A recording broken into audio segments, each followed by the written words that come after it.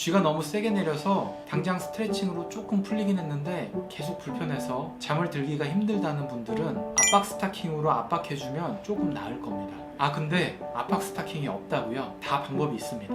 양말들 다들 있으시죠? 양말의 앞부분을 가위로 자른 다음에 종아리까지 최대한 올려서 신어주세요. 압박이 될 겁니다.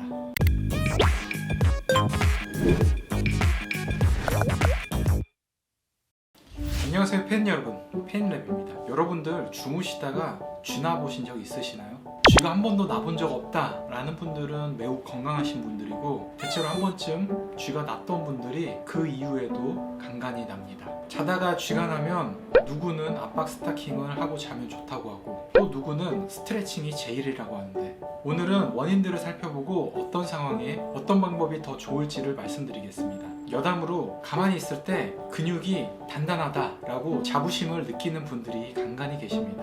하지만 근육은 단단한 상태가 좋은 것만은 아닙니다.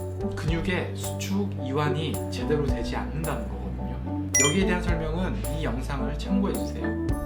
혹은 종아리가 터질 것 같이 팽팽하게 압력이 차 있는 분들도 계십니다. 종아리가 매우 단단하거나 혹은 팽팽하게 압력이 차 있는 분들의 근육을 쥐어보면 엄청 아파합니다. 그렇게 쥐면 누구나 다 아픈 거 아니냐라고 반문을 하는데요. 정상인 분들은 그냥 쥐는 정도의 느낌으로 전혀 불편감을 느끼지 않습니다. 물론 단단하고 자주 쥐가 나시는 분들 중에서도 종아리를 꽉 쥐어봤을 때 통증을 못 느끼는 단계까지 오신 분들도 계세요.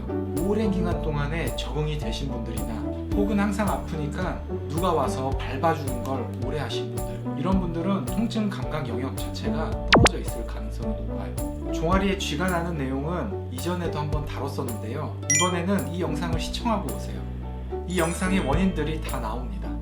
오늘은 주무실 때 쥐가 나는 주제입니다.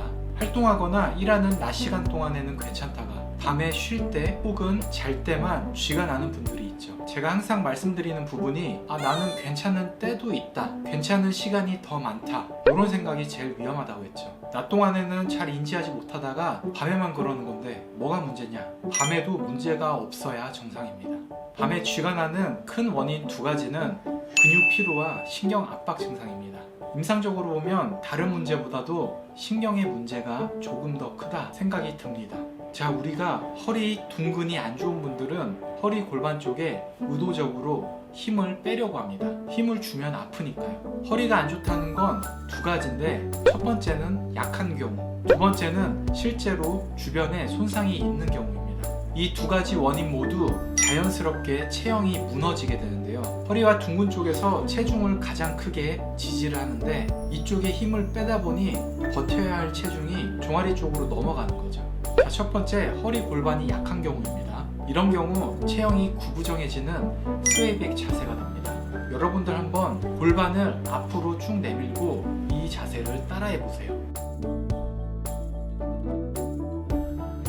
골반이 뒤로 넘어가면서 체중이 무너지기 때문에 종아리 쪽으로 은근히 힘이 많이 들어갑니다. 근데 보통 카페에서 오래 서서 일하거나 혹은 교사분들이 이런 증상이 많아요. 물론 이런 자세가 유지가 되다 보면 종아리도 부담이 되니까 이제 무릎 관절을 써서 체중을 지지하려고 하는데, 그 과정에서 백리가 나오기도 합니다. 종아리 쪽이 필요 이상으로 계속 힘이 쓰이고, 거기다가 많이 걷는 것도 하다 보면 근섬유들이 지쳐버리고 허열 증상이 일어나게 됩니다. 자연스럽게 근육에서 배출한 피로 물질들이 배출이 되지 않고 근육 내에 쌓이게 되는데요. 이 화학 물질이 근육 내에서 압력을 높이게 되면서 자연스럽게 신경들의 압박까지 나올 수가 있습니다. 여러분들 중에 혹시 종아리가 제2의 심장이다 라는 말을 들어보셨나요? 심장에서 짜주고 체액을 말초까지 내려보내는 건 쉽습니다. 하지만 다리 쪽에서 심장까지 올리는 데는 꽤 많은 힘이 필요한데요. 바로 우리의 다리 쪽 근육 수축 이완을 통해서 아래쪽에 저류된 체액을 심장 쪽으로 보내서 다시 순환을 일으키게 합니다. 근데 하루 중에 종아리가 많이 쓰인 경우는 지쳐 있잖아요. 굳이 더 이상 일을 안 하려고 합니다. 그러니까 체액은 계속 쌓이게 되고 뇌쪽에서 다리에 쥐를 내려 꽉 짜주려고 하는 거죠. 그래야지 피로 물질이 심장으로 보내지니까요. 보통 이런 경우는 종아리 바깥보다 안쪽에 쥐가 많이 내립니다.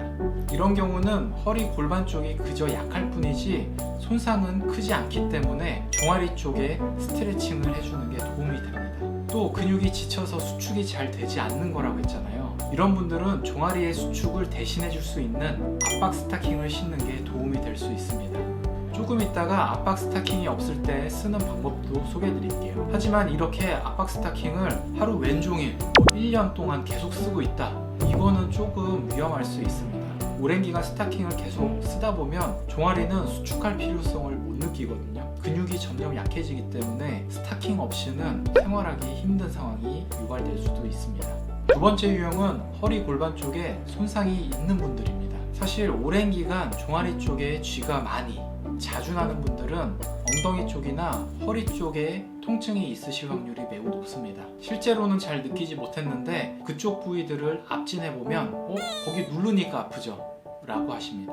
허리 쪽부터 좌골신경에 압박이 생기면서 경골신경까지 전도가 되는 거죠. 이 경골신경은 종아리 쪽을 지배하는 신경입니다. 신경이 지나치게 자극을 받게 되고 압박이 된다면 그 해당 신경이 지배하는 근육이 제 역할을 못하게 되고 쥐가 나는 거죠. 이런 분들의 경우는 종아리 안쪽뿐만 아니라 바깥쪽 혹은 정강이까지도 증상이 납니다. 만약 바깥쪽이나 정강이 쪽에 쥐가 났다, 이랬던 분들은 아주 높은 확률로 신경 문제입니다.